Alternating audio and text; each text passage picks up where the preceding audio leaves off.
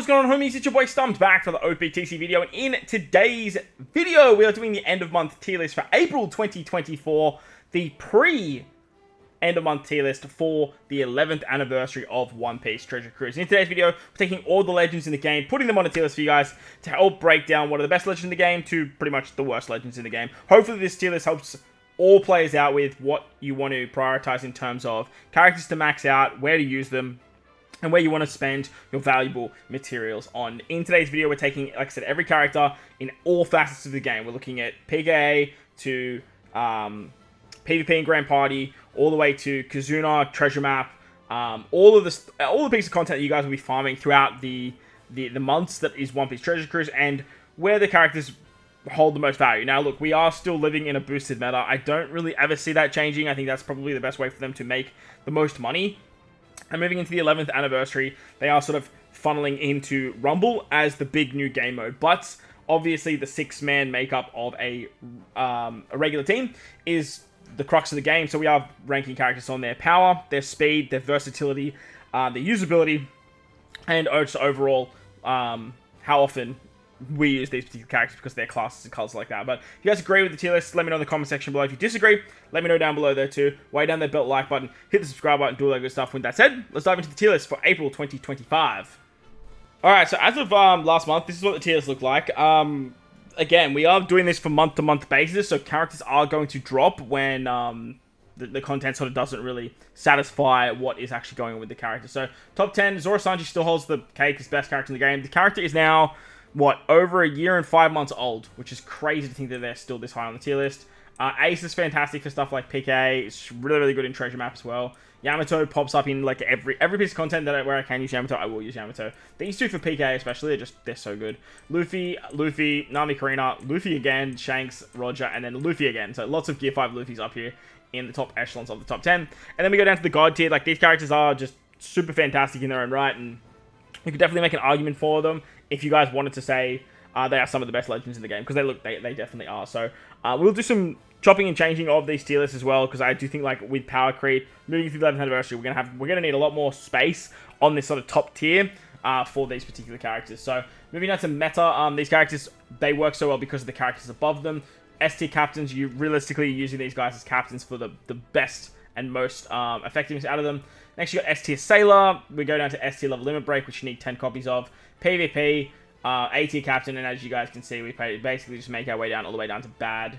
Grand Voyage must. Whenever we get a new Grand Voyage, like, you pretty much have to use a particular character, which we have had the Drum Island one since the last video. And then we have the Need Love, like, these characters are struggling. Plus, as you can see, we have the new characters down below here. So, apologies for the scrolling. I know it can get a bit fuzzy, but I do apologize there. So, as for the top tier, I don't really think I want to change anything in the top tier. I think the top 10 is pretty much set in stone until the 11th anniversary.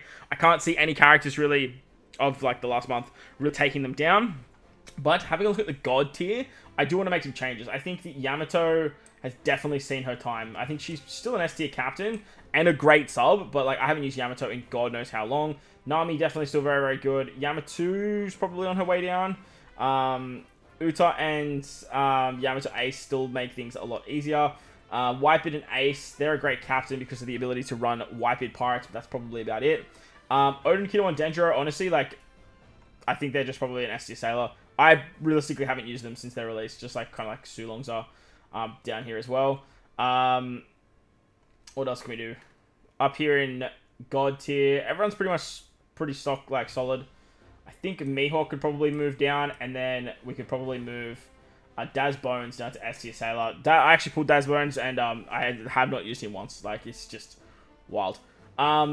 Meta, Silver Mask is still really good. Like, all of these characters still hold their own. Shanks is probably just an S tier captain nowadays. I think he's definitely falling off with big damage teams. Same with Kaido. I feel like he's just here for speed farming, treasure map, and stuff like that. I don't really use him.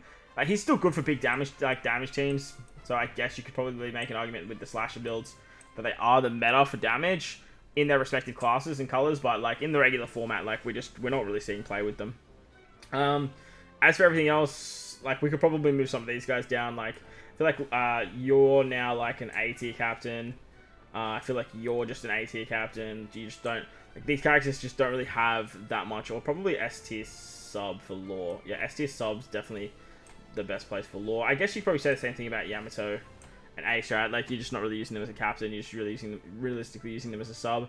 Some of these other characters that can definitely move down. Like, Whitebeard, I feel like is just probably more of an A-tier captain nowadays.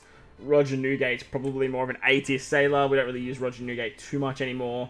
Jinbei, for example, he's probably just an A-tier sailor if you can get him to work. Jack's still great. Yeah, all these characters are still pretty good. They're also pretty nice. More just making room for the top echelons characters of the last couple months. Sober Mask 6+ is still... I think he's still going to see a lot of play. Toki's still fantastic. Everyone's still using Toki. These characters help with utility as well, so they're very, very nice. As for God tier, I think everyone's still finding God tier. Maybe... Nah, like Zorokaku and like Rob Luffy are still very, very good. So I think I'm just gonna leave them up here in the top tiers, and we'll probably have to shift some stuff. Like, for example, like Buggy can probably come down to S tier sailor. I don't think he's as good as I initially thought. As for other characters, I think we're pretty much fine. Maybe Luffy can come down. Law could probably come down, but for now, I think Kobe can definitely come down. Kobe's like auto proc situation is kind of whatever.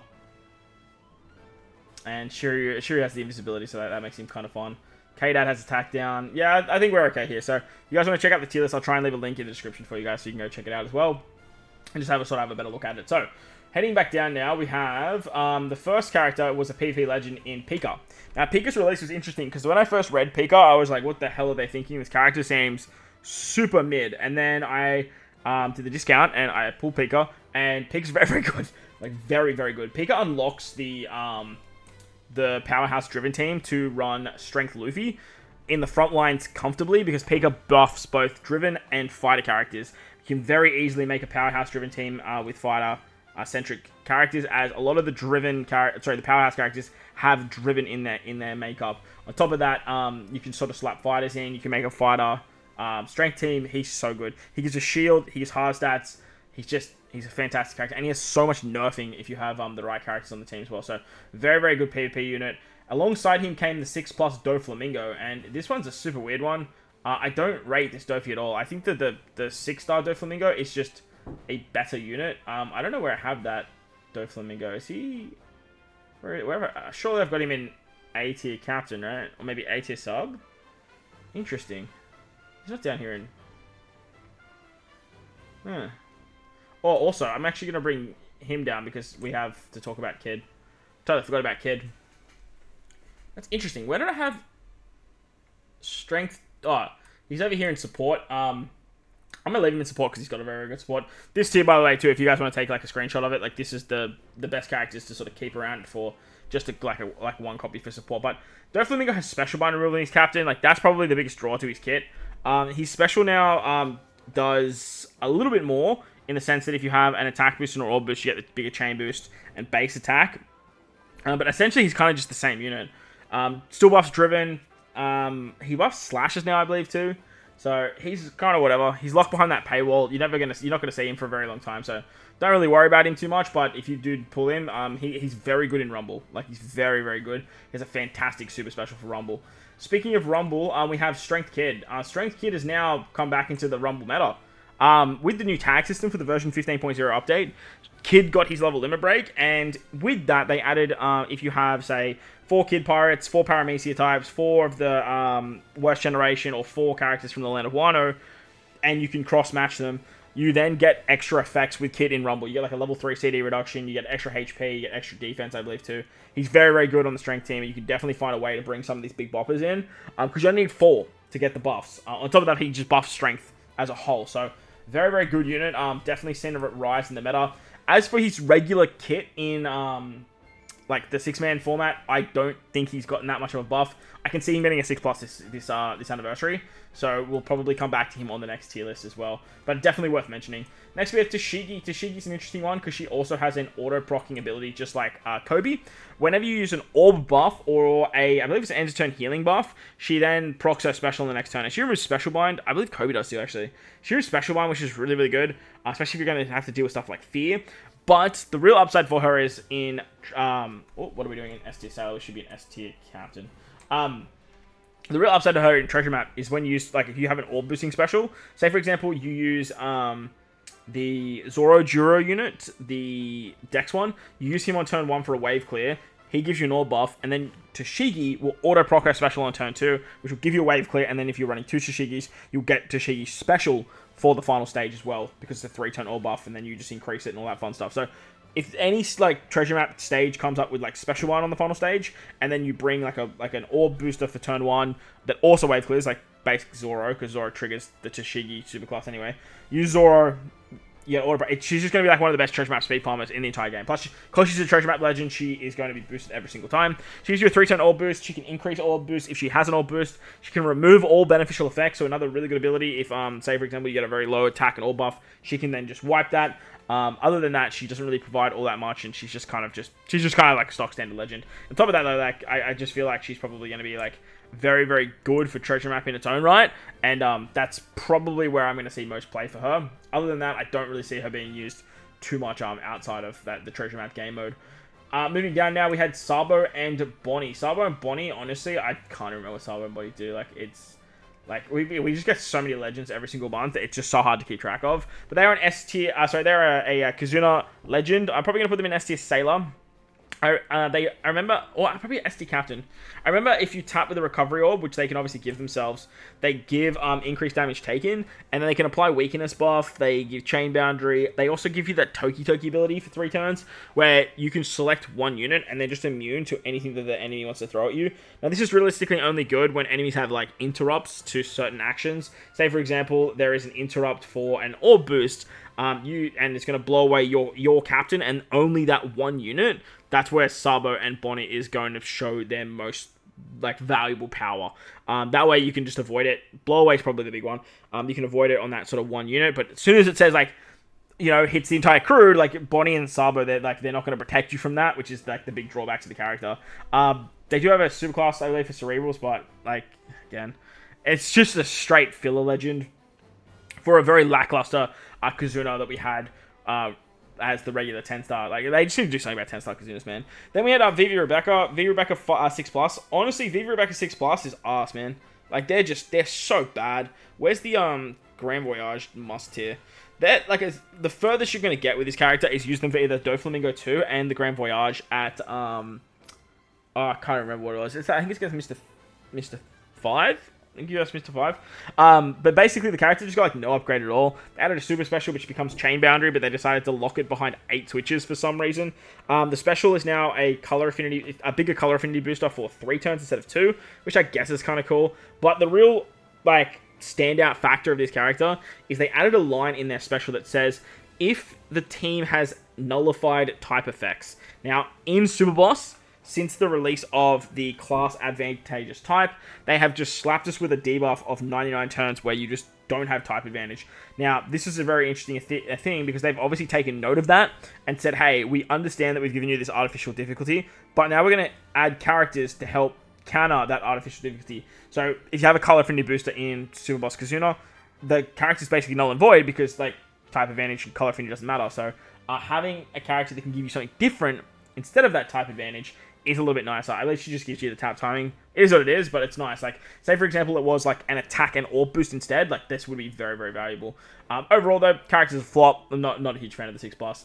On to the end of month batch. This is like the 11th anniversary. I think Sabo Bonnie were also the 10th anniversary character as well. But like, bruh, so dumb. They did with Boa as well, but Boa was actually like at least a little bit enticing. At Vega Punk, we have Kuma. Now, out of the two, Kuma definitely seems the most interesting to me, mainly because the Rumble kit of Kuma definitely seems a lot fun. But this is where tags really show their promise. I believe with Kuma, if you have a couple of, like, I can't actually remember what it is. Give me 1 second. Alright, so Kuma needs 5 Egghead characters, and then you get 2 extra turns of despair. If you have 4 Egghead characters, you get an extra attack boost to your Cerebral and Powerhouse characters, maxing at 5.775, but then he also has all these other stuff. If you have any Paramecia or Revolutionary armies on the team, they also get an extra base 1500 HP. He gives cooldowns as a captain, it's very interesting, and he removes 4 turns of Blowaway. I wish that he had the Blowaway just built into his captain ability, but at the same time, like, at least he's got it somewhere, I suppose. His special gives the damage reduction conversion buff, as well as obviously removing that blow away, and then he also reduces the switch effect of cerebral and powerhouse characters as well. The interesting part of a special too is that if you have 4 or more Paramecia, Egghead, or Revolutionary Army, so you can chop and change between them all, you get a increase of 1.0 to your chain addition buffs, and then adds 1.6. So it just becomes like a 2.6 chain boost, which can be enhanced 2 times. Otherwise, you're getting a 1.4 for 1 turn. So it's very restrictive, the character. In PvP, like I said, this is where I like him the most. If you have one of any of the following characters for your super type, you just need any of the Vega Punks, and then that's like Robin, any of the Revolutionary Armies, and then Bonnie, obviously. You get 3 turns of an orb buff, and you get 1 turn of cooldown. But overall, like, he's kind of whatever. Like, I honestly don't even really see me using him as a captain so much. I'm more sort of seeing myself using him as a bit of a sub, because then you can get the blow away effect. If your captain gets blown away, or like your middle character, like if I think as a sailor he's immune to blow away, right? I don't actually know if he's immune to blow away. I'm assuming that he's immune to blow away. It's a Kuma character. 9 out of 10 times Kumas are immune to blow away. So if your captain gets blown away though, and he's your captain, then you just can't use the blow away removal to get rid of it, which is just really stupid.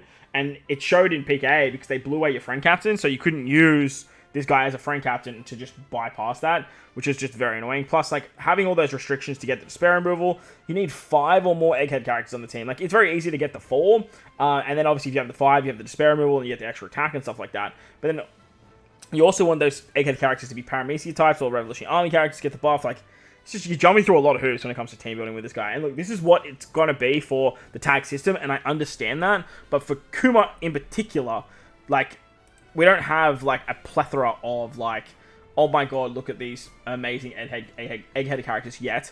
And oh my god, look at these, like, amazing Paramecia characters that we have yet. So that'll obviously change with the 10th anniversary, the 11th anniversary. I keep saying 10th, but it's the 11th anniversary. I feel like, obviously, being very egghead-centric, like, these aren't going to be a problem, but right now they definitely are. And obviously, when that sort of comes up to that time of the month, next month when we do this video with the 11th anniversary characters, he probably will sit around the meta, but for now I can just see myself next month being like, yeah, cool, we're just dropping him. Like, Mihawk we dropped, but like Alba's just still a god. Like, the bind and despair removal that Alba has is just so fucking fantastic. So that's Kuma in a nutshell. He's okay, like, he's there in PvP. Like I said, PvP, he's a weapon. He basically is just like another Esper, and also a side character, so we love that. As for Vega Punk, I'm not as high on Vega Punk as I am with Kuma, and honestly, I didn't even really sell you Kuma that well. The upside to Vega Punk is that he is a free spirit character, which does sort of help him a little bit. He's Dex Cerebral Free Spirit. He still gets the cooldowns just like Kuma does. And then if you have Seraphim or Vega Punk characters on the team, you get a base attack of 500. And then if you have 4 or more scientists on the team, you get up to a 6.6 attack boost. If your crew has 5 or more egghead characters on the team, then you get 2 turns of bind removal. So having 4 scientists is going to be really, really hard. Like, just like looking at this tier list here, if we ever look at like some of the top echelons characters, like I believe Queen is probably, where have I put Queen? Is Queen in, like, have I dropped Queen that much? Surely Queen's an S tier sailor. Yeah, there. Like, I believe Queen's probably a scientist. Obviously, Vega Punk himself is going to be a scientist, so there's 2. Maybe, like, Lilith and Usopp. I don't know if the other Vega Punks, I'm assuming the other Vega Punks will classify as scientists. Let me know in the comment section if, like, you can confirm that. I haven't really checked or looked into it. But other than that, like, you just don't have that many scientist characters that are sort of screaming out. Like, Judge would probably be one, I suppose. But other than that, like I said, there's just really not a lot. He buffs Cerebral Free Spirit, and he has Powerhouse in there. They always like to add Powerhouse when it comes to Vega Punk characters, like the Legends. Like, I think Stella has it as well. So, very, very interesting stuff. His special is an attack booster for Free Spirits and Cerebrals, and then he gives a conditional buff to increase damage taken and weakening for 3 turns. So kind of like partners with the Sabo and Bonnie unit quite well. Gives 7 turns of attack down removal, which is nice, and if you have 1 Seraphim or 2 Vega Punk characters in the crew, boost the final attack of Scientist, Seraphim, or Vega Punk characters by 40%. Again, just like a lot of hoops you have to jump through. On top of that, if you have 4 or more Scientist, Egghead, or Vega Punk characters in the crew, boost the attack of Cerebral and Free Spirit characters by 3.5 instead of 3 times instead. So I feel like you're just going to be building like Vega Punk teams when it comes to like the new Vega Punk. That's pretty much what you're going to be doing there. But other than that, like he's kind of whatever, man. Like, he's just kind of there. He's kind of just doing Vega Punky things. But other than that, like, this month was pretty lackluster. It was honestly a very, very down month for myself playing the game. I just remember Kazuna, like, finishing, like, the last skull with, like, an hour to spare. Because I was just not motivated really to play the game. Pika, I just haven't even been motivated to make teams that don't involve the one team that I put out. So, hopefully, the 11th anniversary will reignite that. I'm super excited for Pirate Rumble Assault. I think that's going to be a fantastic game mode and it has a lot of potential. But let me know what you guys are most excited for the 11th anniversary. If you guys enjoyed the video though, but like button, hit the subscribe button. I'll try and leave a link in the description for you guys so that way you can check out the tier list yourself. But most importantly, wherever you guys are in this beautiful world, please enjoy the rest of your day. As always, homies, thank you all for watching and I'll catch you on the next one.